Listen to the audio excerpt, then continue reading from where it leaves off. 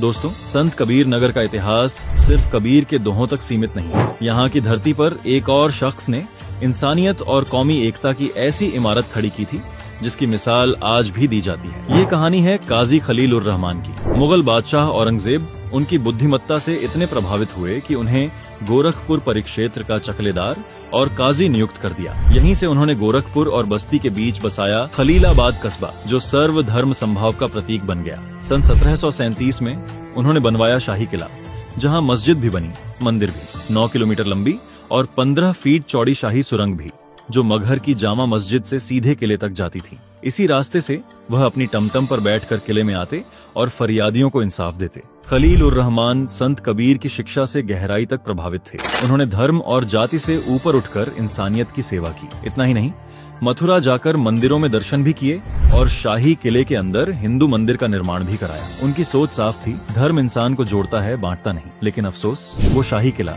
जो कभी न्याय और एकता का प्रतीक था, आज पुलिस कोतवाली में बदल चुका है। जहां कभी इंसाफ की आवाज गूंजती थी, वहां अब खामोशी और उपेक्षा की धूल बिखरी है। शाही सुरंग के भी बस कुछ अवशेष बचे हैं, जिन्हें समय धीरे धीरे निगल रहा है। मगहर निवासी काजी अदील अहमद आज भी गर्व से कहते हैं, हमारे पूर्वजों ने 50 एकड़ जमीन में किला, मस्जिद, मंदिर और पोखरा बनवाकर कौमी एकता की मिसाल कायम की थी।